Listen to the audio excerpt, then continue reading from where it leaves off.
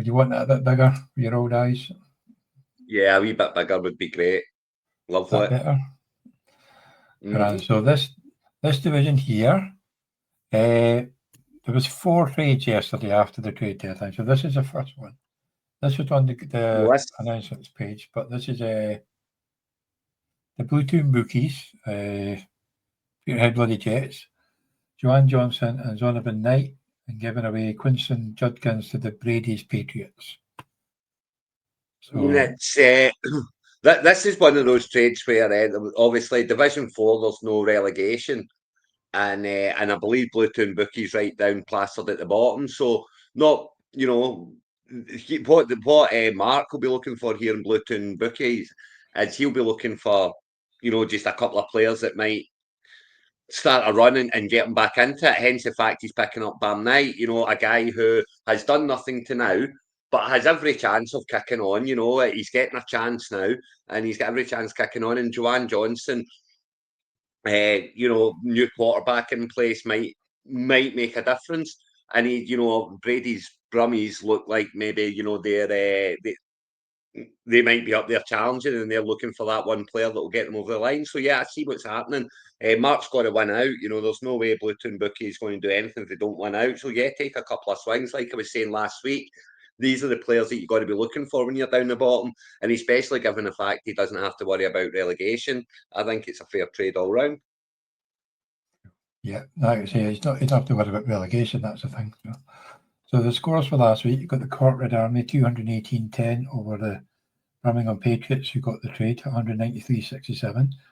Clemson Marines 250.63 against the Fullwood Patriots, 174.21. Newcastle Magpies 188.20 against the Trinity Flyers, 202.89. The Plymouth Assassins 202.10 against the Q Kings, 198.20. And the Gloucester Wolfpack 173.86 against the Bangham Sharks, 165.26. Then the Rhiney Cardinals 189.75 against the Peterhead Bloody Jets, 145.31. So there's a couple of close games, like that was close, but yeah. Yeah, so Brady's Brummies are there at 5-4, so Judkins might make a big difference to them. Let's go and have a wee look there and see, would Judkins have won them the game this week, for example, right at the top there, Johnny? It's like, let's jump in and see, would Judkins have made a difference? This week, but... Oh, so he was, that's right, so he wouldn't have made a difference here. But yeah, so you've got Judkins going in there alongside, Montgomery, who has decent weeks. Vidal should still be the number one there until, they're not talking about Hampton back until week 12 or 13, He's got a couple of really good big ends in there. So yeah, you chuck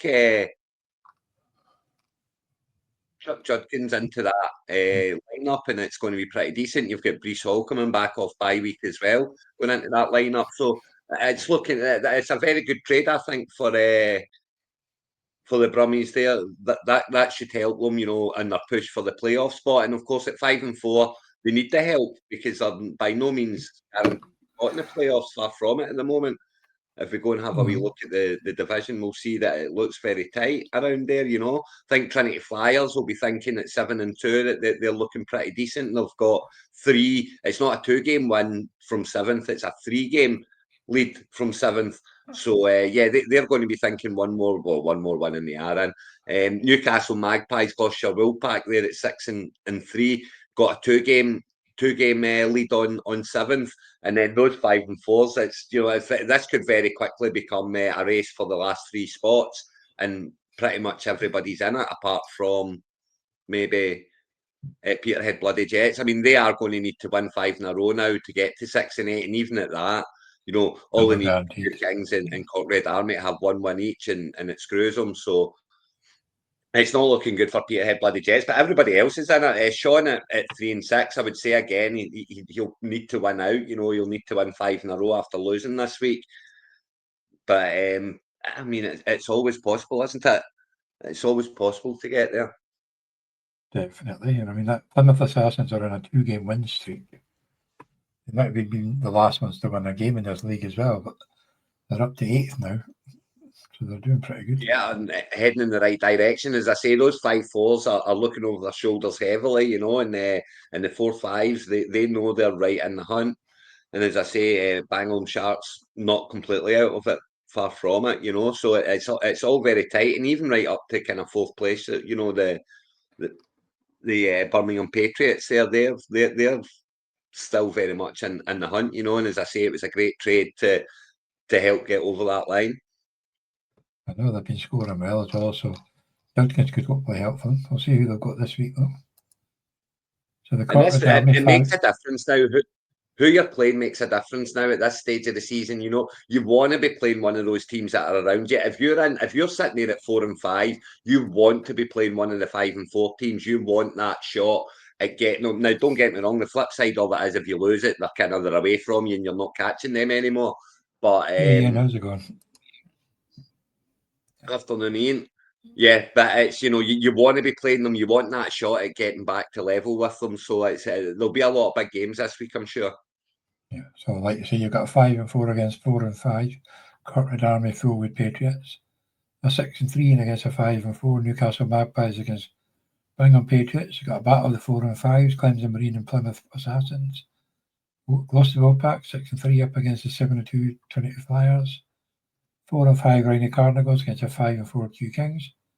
And the Bangham Sharks 3 and 6 up against the Peterhead Bloody Jets 1 and 8. So a bit of a show me the money derby on the bottom there. So it is, yeah, show me the money derby, and it's a good week for the Bangham Sharks to be getting the Peterhead Bloody Jets, because you know the win this week will just keep Sean interested. You know, it'll keep him with a shot of making the playoffs and in with the chase. But I mean, the biggest one here I would say is the 2-4-5s, just up one, Johnny. The Plymouth Assassins and the Clemson Marines. Let's go and see how that's going to pan out, because at 4 and 5, the two teams are at 4 and 5, going to 4 and 6. It's a long way back with 4 games to go. But at 5 and 5, you're right in it, you know. So what way is this one going to go? Where's our favourites here? Bowers back. Bowers been back for Plymouth Assassins. That's huge for all Bowers owners. 3 touchdowns in his first game back, Johnny. I mean, it's one of those ones where with Bowers, when he got the injury, he'd played a couple of bad games up to it, you know, because he was hurt, and then he's been out. And I think a lot of Bowers owners were getting a little bit nervous, you know, is he going to be that same player that he was last year and such, you know, bad team, etc., etc. But I think he proved in his week back that when he's fit and he's on the pitch, he is an absolute machine of a point scorer in fantasy, and that'll make a huge difference for Plymouth Assassins. And I think I prefer Tyler Shaw throwing the ball than Spencer Rattler, but which might have made a big difference too. Yes, obviously. Yeah, Plymouth Assassins got Kamara, who's very. If he even plays, Kamara's a problem now, isn't he? Kamara's very much a problem in it, and it's not like it's not like Devin Neal's taking over or anything like that. He's not. It's just that Kamara's not. You know, the offense is not very good, and Kamara, therefore, they're having to, you know, go to there a lot because they're behind, and Kamara just doesn't seem to be getting the touches, which is a shame because, you know, obviously I'm on Kamara in the home league, and you would like to see him doing a whole lot more, you know, but obviously he's not, and he was not for being traded. I mean, Kamara came out and said he doesn't want to be traded. He'll retire if he's traded. So obviously he wants to stay there. He must be enjoying what's going on, but I'd like to see a bit more from him. On the flip side of that, you know, you've got the same kind of thing with Barkley this year, where he's not been the player of last year. Again, I know he had a good game before the bye week, but he got hurt in that game, and you know the question mark's still there, and how his fitness is. So yeah, that's a big thing for the other side. You know, that's a big thing. If Barkley shows up, then obviously it'll make a big difference. Herbert and Love, you know, that's a kind of 50-50 shot there at quarterback, I would say. I would much rather have Kieran Williams and Tracy. I would Pittman and Moore, maybe a 50-50. I'd rather have London. I'd rather have Adams. I'd rather have Bowers. So, you know, we're going back and forward here. This is very much a big-ass 50-50 game. And with Plymouth Assassins still to add their kicker to the game. So it'll be very interesting to see the outcome of this one because, as I say, there's a huge difference after 10 games at being 5 and 5 or 4 and 6. It's a massive difference. He's got a preparation. He's not put them in yet. So that makes it even closer. That means there's projected 2 points between the two of them, not 10. So, in fact, 1 point between. My mistake, I got the quarterback wrong. It's Geno Smith. Yeah, Geno Smith, yeah. But that is the big game for this one in the sense that these two, like the Trinity Flyers there and the Gloucestershire Woolpack. Sure, if it's the two top teams up at the top, but Trinity Flyers are already in; they're already making the playoffs. So 1-1 and 5 is no problem. And the Gloucestershire Woolpack, even if they lose it at 6-3, you're going to 6-4. You're still on that winning record, and you're still looking comfortable with 4 games to go.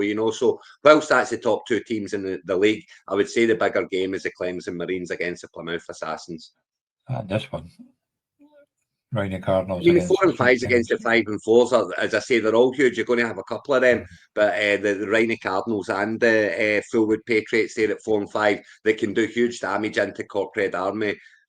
And the other one that's 5 and 4. Sorry, I missed Q Kings.